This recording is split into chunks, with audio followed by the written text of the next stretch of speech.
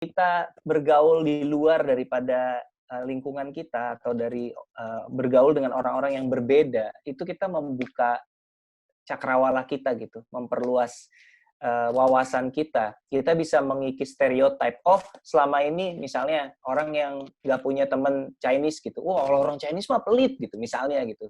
Tapi Bener. kalau lo punya teman Chinese, apa iya semua Chinese pelit? Gue aja royal gitu. Misalnya gue boros gitu, kayak gue harus lebih pelit lagi nih kayaknya gitu. Kayak orang beda-beda dan nggak ada orang yang bisa dipukul rata hanya karena dia masuk ke golongan tertentu gitu. Jadi memperluas pergaulan ini jadi bekal hidup yang menurutku penting dan usia-usia mahasiswa kuliah itu jadi momen yang pas menurutku. Iya, benar-benar. Kalau so far nih dengan pengalamannya Ernest yang macam-macam nih, yang paling asik apa sih? Nggak boleh kegiatan atau kerjaan, apa nih? Maksudnya pengalaman paling asik gimana? Kalau misalnya pengalaman paling asik mungkin kerja kali ya. Boleh kerja atau mungkin kalau ikut klub pas kuliah juga boleh. Yang mungkin Iya, teman-teman bisa jadi acuan. kalau bisa sambil kerja tanpa membuat kuliahnya berantakan, menurutku sih itu bagus ya. Bagus tuh karena gini, ketika kita bekerja kita belajar banyak hal. Pertama kita belajar soal komitmen, soal disiplin waktu. Namanya orang kerja pasti kita harus taat pada set of rules tertentu. Kita dikenalkan pada sistem hierarki, ada atasan, ada bawahan gitu. Kalau kita selama ini adalah itu melatih mental itu penting banget sih, kayak mungkin ada teman-teman yang di rumah diperlakukannya dengan sangat baik oleh orang tuanya, nggak pernah ngerasa jadi bawahan gitu kan, selalu diistimewakan, ya namanya anak diistimewakan sama orang tua banyak terjadi gitu. Tapi ketika masuk lingkungan kerja, teman-teman akan belajar bahwa oh, di lingkungan kerja itu ada yang namanya hierarki, nggak masalah lu anaknya siapa, kalau lu kerja ya lu harus nurut sama atasan lu kayak gitu-gitu. Jadi itu melatih mental juga, disiplin, mentalitas kerja, ya menghargai nilai uang gitu. Gila, gue udah capek-capek kerja. Terus ketika gue siaran radio, Dihabisin nih. ketika gue siaran radio, memang tahun segitu sih, tahun gue mulai siaran tuh 2001. Debut jadi penyiar itu, ketika menjadi penyiar awal, itu gajinya 1 jam itu 3.500. 3.500 itu sebagai gambaran waktu itu kalau ke warteg ya, mungkin beli nasi sama telur tanpa daging tuh 5.000 perak mungkin masih dapat ya, mungkin kasih sayur telur apa gitu tanpa ayam gitu ya 5.000. Jadi nasi bungkus gitu 3.500. Jadi masih kayak Separuh gitu, nasi tapi bungkus. jadi menghargai nilai uang gitu. Oh, ternyata nyari duit itu susah ya gitu. Selama ini bisa menghambur-hamburkan uang orang tua, mungkin bisa belajar kalau cari duit itu susah. Iya, benar. Gitu. Jadi lebih apa ya? Lebih sadar lah ya sama Iya, lingkungan juga. lebih bijak. Iya, oke. Jadi itu teman-teman kalau saya itu kalau yang masih kuliah SMA boleh untuk nyoba magang, coba Iya, eksplorasi sambil sekalian adding experience gitu. iya betul. Mungkin kalau sekarang itu tuh kita masuk ke kreativitas nih. Iya. Kalau menurut Ernest sendiri tadi dengerin teman-teman ada yang ngasihin masukan macam-macam tentang kreativitas itu apa? Menurut Ernest kreativitas itu apa? Kreativitas itu adalah menurutku kemampuan menciptakan sesuatu yang baru, yang merupakan hasil sintesa atau fusion atau gabungan dari apa yang kita lihat dan kita dengar dan kita rasakan, di-combine dengan apa yang berada dari dalam diri kita. Jadi maksudnya kita tuh nggak mungkin menciptakan sesuatu yang totally baru, yang bukan nggak mungkin sih, kemungkinan kecil sekali yang benar-benar baru 100%, tidak. Tapi kita bisa menciptakan sesuatu yang otentik gitu. Otentik tuh yang kita banget. Kenapa bisa kita banget? Karena kita bukan hanya mengobserv sesuatu, tapi kita mengkombin itu dengan sesuatu yang ada di dalam diri kita, misalnya gitu. Jadi, sintesa antara dua hal itu yang menghasilkan karya yang lu banget kasarnya gitu. Jadi, ada cirinya gitu, ada warna tersendiri yang bisa membedakan kita dari orang lain. Jadi tetap mengisi kepala itu penting banget, referensi, nonton, baca, jalan-jalan, traveling segala macam itu mengisi kepala kita dengan berbagai referensi.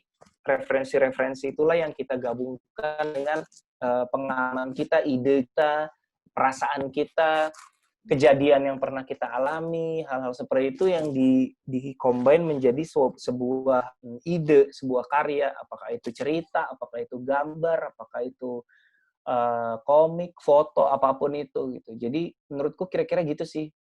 Kayaknya kata kuncinya kalau aku dengerin tadi itu autentik ya. Jadi apa yang autentik dari kita gitu ya. Iya, otentik tuh penting karena kalau kita bikin sesuatu yang bagus ya, cuma bagus aja tapi kita nggak ada cirinya itu juga susah. Walaupun ciri itu sesuatu yang mungkin berproses lama-lama dicari gitu ya. Cuman itu harus diingat bahwa kita harus punya sesuatu yang mencirikan kita semua. Orang-orang yang karyanya hebat pasti punya ciri gitu. Ya ini dia banget gitu. Kalau enggak, ya bagus. Cuman apa bedanya sama sama sama apa yang udah ada yang diciptakan sama orang lain gitu. Bener juga ya. Kalau ini nih, mungkin yang ada banyak teman di sini yang mau tanya juga. Kalau misalnya Ernest kan udah bikin banyak banget nih, film, buku, komedi, bahan komedi, podcast, terakhir IG TV ya yang ada sitkomnya. Nah, itu sebenarnya ide-ide itu dapat dari mana? Ide-ide itu yang tadi persis kayak yang tadi aku bilang, kombinasi dari apa yang aku konsumsi, apa yang aku isi ke dalam kepala sama apa yang aku rasakan. Kayak misalnya sitkom Keluarga Ngenes. Keluarga Ngenes itu aku udah lama dalam keseharian di tengah keluarga tuh ngalamin hal-hal yang buset ini bisa jadi sitkom material banget nih kejadian-kejadian kayak gini gitu kan. Terus tapi berlalu begitu saja karena kesibukan, karena mikir ribet banget lah bikin sitkom, anak-anak nge-shoot-nya susah, pasti nggak nurut. Udah gitu departemen tempatnya kecil gitu, mau kamera mau ke arah mana itu lagi gitu kan. Terus kayak udahlah gitu, males gitu. Sampai suatu saat di tengah isolasi ini aku sama istriku kita lagi iseng-iseng nonton-nonton platform streaming digital gitu. Terus nemu serial sitkom tahun 90-an. Itu sitkom terkenal sekali dulu di SCTV. Judulnya The Nanny. Mungkin Risa pernah nonton dulu The Nanny, tau nggak? Familiar nggak? The Nanny. Mungkin kamu masih terlalu muda waktu itu. Waduh. Nanti cari di YouTube. Oke, nanti aku cek deh di YouTube, The Nanny. Cari di Amazon Prime. Itu premisnya tentang seorang cewek yang latar belakangnya Bronx banget. Dia jadi nanny di sebuah keluarga jet set kaya raya gitu. Jadi bentrokan karakternya di situ. Aku nonton itu terus aku lihat kepalaku jadi terisi gitu kan. Terus ngeling sama yang tadi aku bilang, yang momen-momen di tengah keluarga yang bisa jadi hal-hal lucu. Gara-gara nonton The Nanny, terus aku pikir kayaknya bisa deh dibikin jadi sesuatu gitu. Jadi ya itu sintesa antara dua hal itu yang ketika klik ketemu melahirkan sesuatu gitu. Ya, kayaknya terus harus ada push juga buat mau untuk ngelakuin ya. Kadang-kadang kita punya ide tapi untuk ngelaksanainnya itu kayak wah apa harus ya gitu. Kayaknya nah ini yang menarik tuh dari aku kan lumayan sebelum isolasi ini kan lumayan sering ya talk show di kampus tuh salah satu hal yang aku sering banget lakukan gitu ke seluruh Indonesia lah gitu. Tapi aku selalu dimanapun aku berada aku selalu menemukan satu fenomena yang hampir selalu muncul gitu, bahwa ada banyak anak muda mahasiswa yang punya skill, punya kemampuan, punya potensi, tapi tidak dilakukan karena takut dijudge sama orang. Itu banyak banget gitu. Kayak aku pernah kejadian di satu kota, aku lupa di kota mana. Terus aku selesai kita talk show waktu di Surabaya gitu lah, kira-kira mirip gitu ya situasinya. Selesai talk show gitu ada satu anak perempuan ngasih aku gambar sketsa mukaku pakai pensil. Terus aku bilang, ini bagus banget gambarnya. Kamu ini nggak di-upload di Instagram, dibikin galeri gitu, hasil kumpulan karya-karya kamu gitu. Enggak, Kak. Kenapa? Sayang loh. Aku bilang, enggak, takut dihina, takut likes-nya sedikit, takut. Pokoknya kayaknya itu ketakutan yang menghantui banyak orang gitu. Dijudge sama media, dijudge di medsos gitu. Itu sesuatu yang sangat real. Dan pertama-tama itu bisa jahat-jahat juga gitu loh. Memang.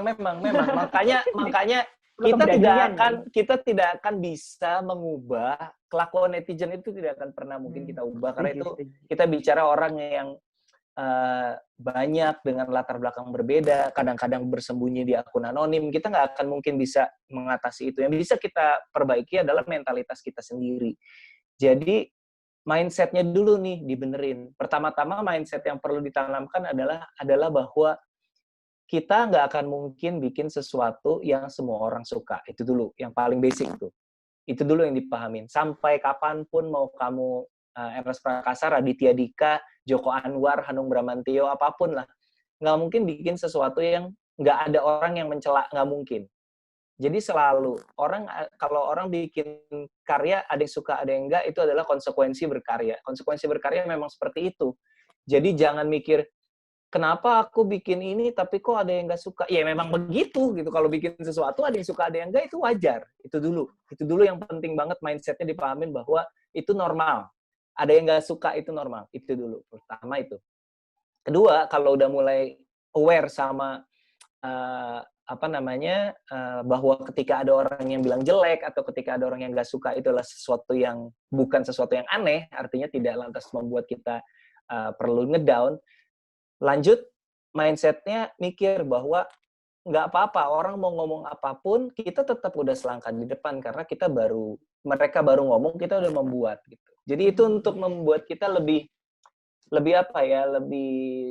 merasa apa yang kita lakukan nggak sia-sia gitu. Merasa apa yang kita lakukan ini bermanfaat buat kita sendiri. Gitu. Jadi biarin aja mereka ngomong. Mereka cuma bisa ngomong mah gampang. Siapa sih yang nggak bisa ngomong? Anakku yang kelas 4 SD juga dikasih Instagram bisa, komen-komen tinggal ngetik doang gitu. Tapi bisa bikin nggak? Itu yang penting. Bisa bikin atau enggak gitu. Yang penting mental itu. Gue bisa bikin. Biarin aja orang ngomong. Mereka nggak bisa bikin, gue bisa bikin. Nah, kemudian baru nanti pelan-pelan ketika udah punya mentalitas itu, baru pelan-pelan ketika ada orang yang menghina atau mencela, itu pelan-pelan mulai memilah mana yang memang hinaannya yang valid. Nah, ini yang tingkatan yang paling susah sebenarnya. Jadi dari kritik ya? Iya, maksudnya gini, orang kalau kita bikin sesuatu, kita melakukan sesuatu, terus dikritik, udah pasti nggak enak. Karena kita udah capek bikinnya kan, kita udah keluar effort. Manusiawi untuk nggak suka dikritik itu manusiawi. Tapi kalau kita bisa memanfaatkan kritik itu, lalu kita ambil poin pentingnya, dan seringkali itu ada yang valid gitu, walaupun packagingnya menyakitkan gitu. Ibaratnya durian deh, kalau suka durian itu luarnya tajam gitu, dalamnya itu enak bisa gitu bisa jadi nggak enak. Tapi ada juga banyak yang enak banget gitu. Aku belajar banyak dari kritik sih, sejujurnya. Walaupun kadang-kadang menyakitkan, tapi kalau mau dikuat-kuatin, ya memang butuh latihan mental gitu. Itu lama-lama kita bisa memanfaatkan kritikan orang untuk berkembang gitu. Jadi in order to get there, langkah pertama adalah berkreasilah, lakukanlah, ciptakanlah, uploadlah gitu, hadapi aja komentar-komentar orang gitu. Semoga kita punya support system. Support system ini yang menguatkan kita, apakah orang tua, apakah sibling ya, adik atau kakak, apakah sahabat, pacar, apapun, suami, istri gitu. Jadi support system ini yang akan sedikit memberikan kita push saat kita ngedown. Iya. Jadi ngelihat itu as a feedback juga ya. Iya. Kayak ngelihat nih. Sama diskusi lah, konsult sama orang-orang terdekat kita ya, gimana? Iya. Oke. Menarik. Ini